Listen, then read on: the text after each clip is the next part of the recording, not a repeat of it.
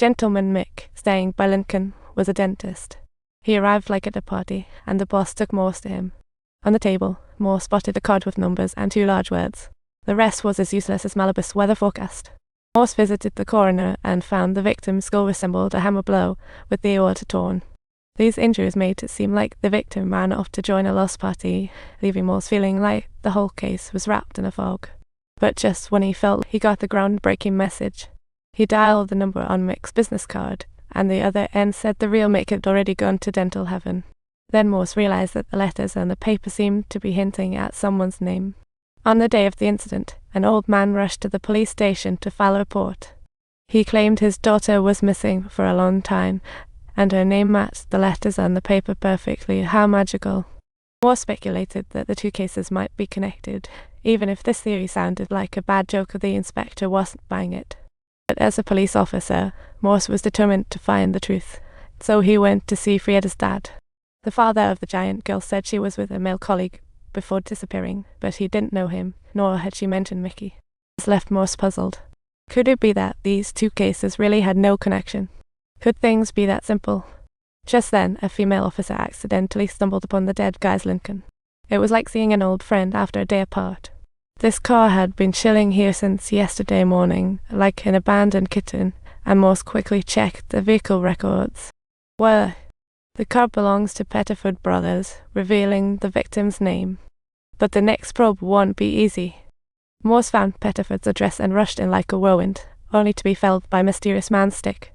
When he woke up, he found himself restrained by 2 strangers, and they weren't gentle with their fists and kicks.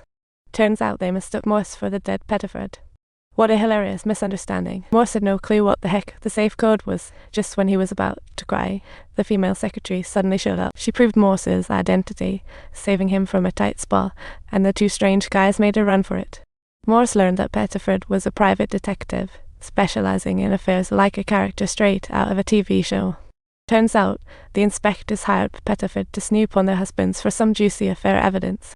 Using clues from Pettiford, Morse cracked the safe code, and inside were the inspector's juicy gossip articles. The inspector didn't want anyone manhandling his family, so he tracked down the aggressor and gave him a little kind lesson.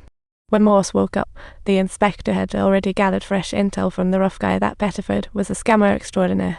Pettiford often used the truth he uncovered to blackmail the people he was investigating, and the previous inspector was one of his victims. But just as freshly obtained leads got interrupted, the next day, Morse finally noticed a gigantic check in Pettiford's safe. Imagine a guy named Todd, right? He's the one who hosted a beauty pageant on the day of the fall. Morse quickly went to find Todd's wife, who suspected him of cheating due to work, just like in a dramatic TV show. Yet the deceased told her that Todd hadn't cheated, which was like a plot twist in the story. As the investigation deepened, Morse suspected that Pettiford might also be hiding something about a woman. However, on the day of the incident, Todd had an alibi. The tangled clues made Morse feel like he was sinking deeper. Morse turned back to look through the victim's belongings and unexpectedly found a receipt hidden in the dead man's hat. What a surprise. Wow, the victim stored a film roll at the pawn shop. Enlarged, it revealed a forbidden river. Once a serious tree-related incident occurred, the academy banned this area. Morse and the inspector soon found a female corpse along the river. Morse immediately recognized the victim as missing girl Frieda. Even crazier, her body had the same scars as Pettiford's. It seems that the connection between these 2 murders isn't simple, and Morse's deduction was spot on. But what's the murder motive behind it? Like a tricky puzzle, Morse still felt puzzled. Soon after, Morse found Frieda's dad, who shared another layer of clues he knew. Frieda actually wasn't his biological daughter. Her father had passed away in the war long ago, but he always treated her as his own. After understanding the situation, Morse took Frieda's box, and guess what? There were her beauty pageant photos, and behind these photos was a contact's name, a major clue. Morse swiftly found the man who said had photographed Frieda, but transferred her pageant rights to another agency. Turns out the head of the agency was Todd. What a plot twist. Todd claimed he met so many women, he couldn't remember who Frieda was. Morse had no choice but to return to the station, but then a letter from Frieda's box caught his eye.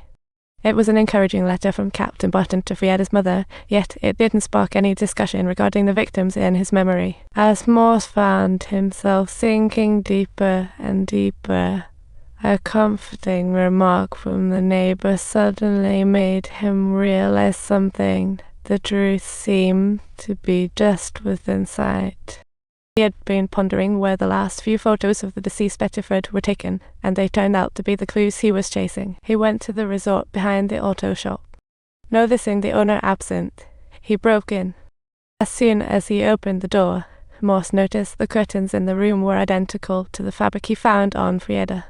If you enjoyed this story, don't forget to subscribe to our channel for more exciting content.